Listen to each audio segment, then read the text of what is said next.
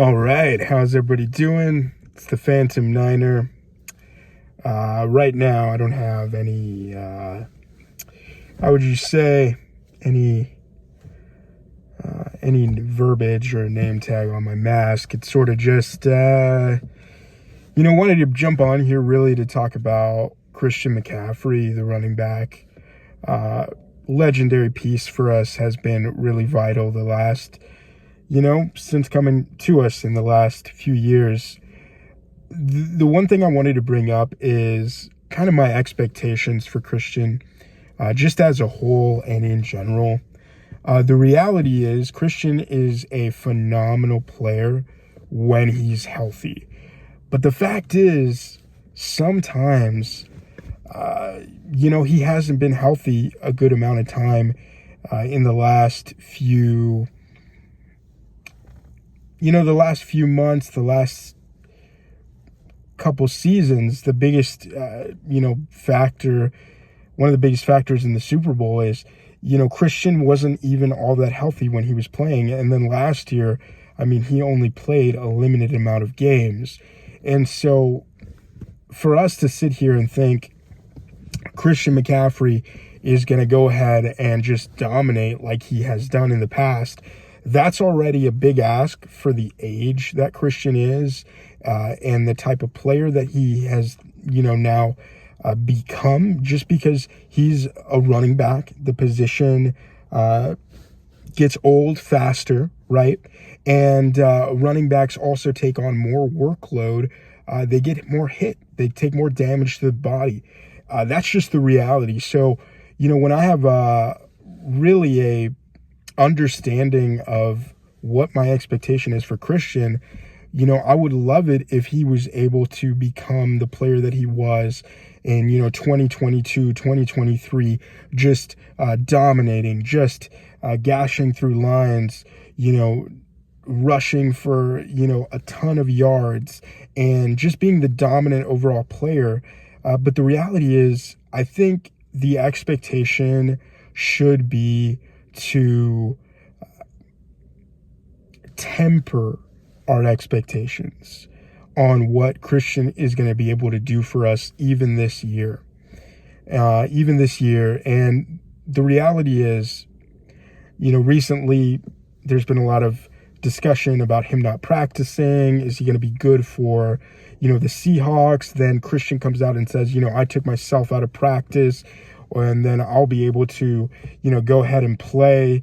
And the reality is, even if Christian plays, I think it is up to Kyle Shanahan to really be smart about how many reps Christian gets, about how many touches Christian gets, whether that's running or passing, and just how Christian is used. I think the fact is, because Christian is older, it doesn't make him, a less valuable piece, but it does mean that he might have some limitations in how much he can take.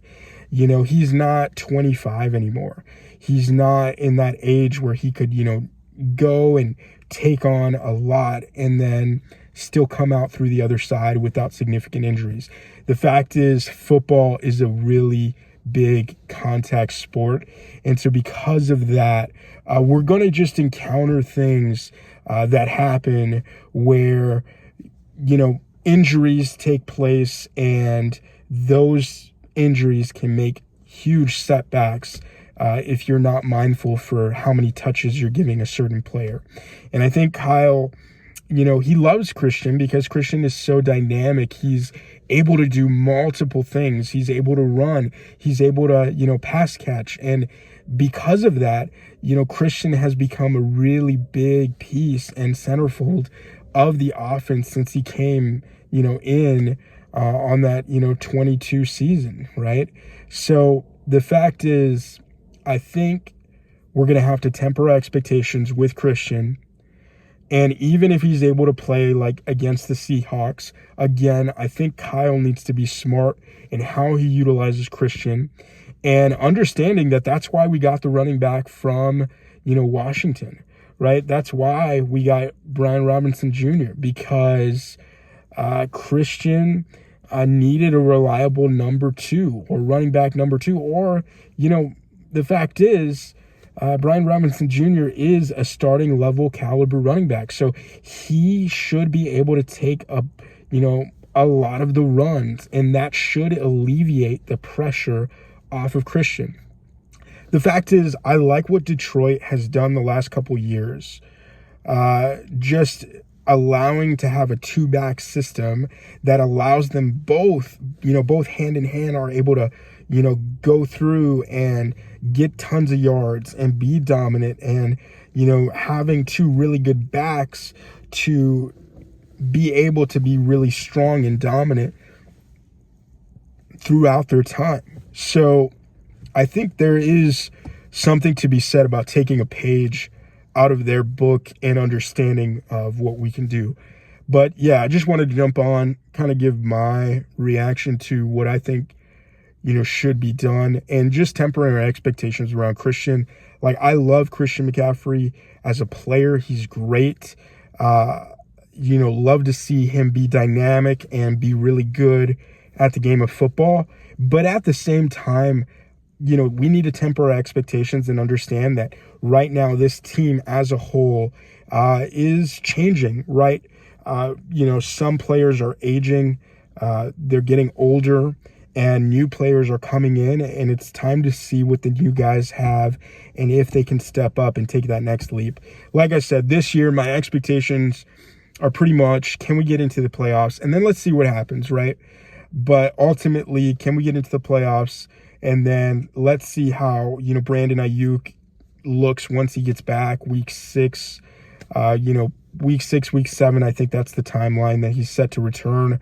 And then, see what, Ricky Pearsall has, and Juwan Jennings, and another piece of, the puzzle that probably we're not talking enough of is George Kittle and what he can bring to the table. So I'm excited to see what the game looks like, with the Seahawks, and, hopefully we're talking about a Niners victory and how they pulled out a dub. So this has been the Phantom. So Phantom out.